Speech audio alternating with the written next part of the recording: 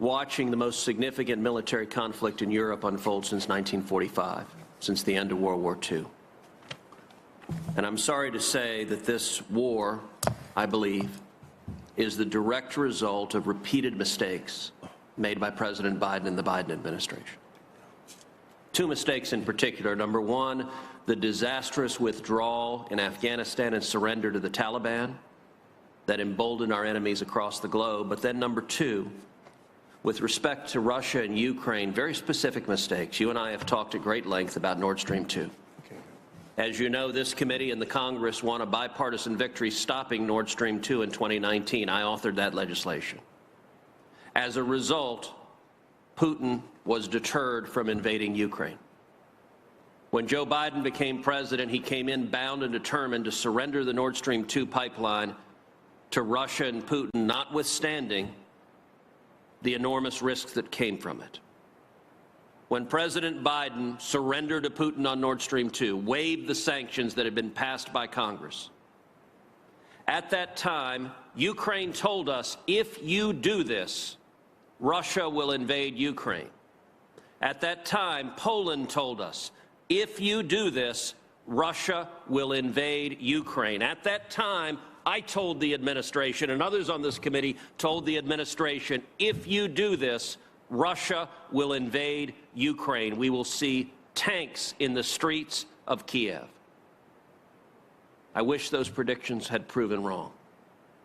This weekend, all 100 senators were on a video conference call with President Zelensky from Ukraine.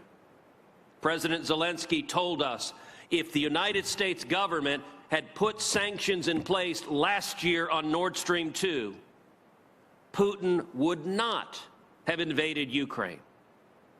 And yet the administration was bound and determined to continue surrendering to Russia, even as Russian troops massed on the border of Ukraine, so much so that the White House put political pressure and forced 44 Democrats to vote to support Russia and Putin just weeks before this invasion.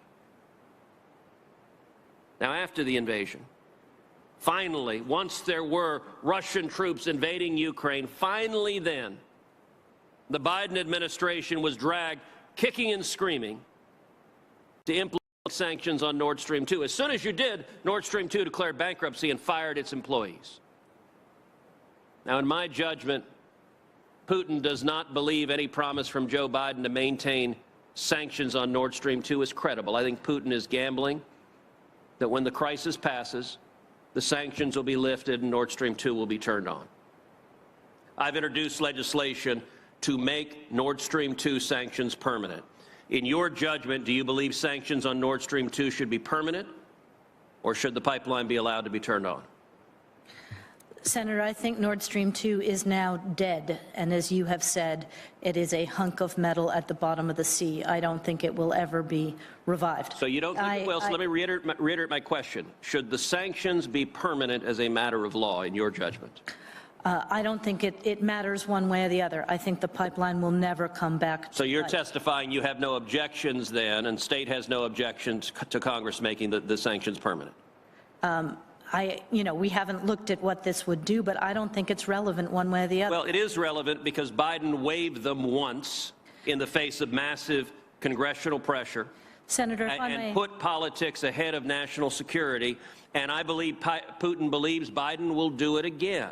Senator, when the administration announced sanctions on Russia, it glaringly exempted energy from those sanctions. Now, this morning, the Biden administration listened to calls from me and from many others to finally include a boycott of Russian oil and gas. That was the right thing to do, but it should have been done at the outset. But Europe continues to rely on Russian energy. In your judgment, will our European allies follow suit and also boycott Russian energy? As you have made clear, Senator, and as we all know, the Europeans have a much higher level of dependence today to heat their homes, to keep the lights on. Is the Biden administration pressing the Europeans to end their reliance on Russia? And is the Biden administration pressing them to rely on alternative sources, including American energy, which is abundant and doesn't fuel a dictator like Putin? So among the things that we have done, as this crisis was emerging and since it started, was to ship more American LNG and to create more global alternatives to Putin's gas going into Europe, as you know. There are 6 including applications pending with the Biden administration to export LNG. None of them have been approved. Do you have any expectations that any of them will be? So the European LNG terminals right now are at full capacity to receive. Okay, you're not answering the question. One of the things that we are pressing Europe. Are you going to answer the question? Can I try to You can answer the question. Can I try to answer the question? We have taken advantage of this tragedy to again speak to Europe about its over-reliance on Russian energy. Do you anticipate the applications to export LNG will be approved? You're not answering that question. I frankly don't do LNG licensing. I expect that licenses will be approved for as much LNG as can be shipped. That's what I expect. But I don't, have responsibility for that, so I don't actually know how it works. But, Senator, I have to say to you, President Putin was going to launch this vicious, brutal war with or without Nord Stream 2. That's not what Zelensky told us. That is my opinion. That's also not what you said when you testified before this committee. Time of the senator has expired. Senator Merkley.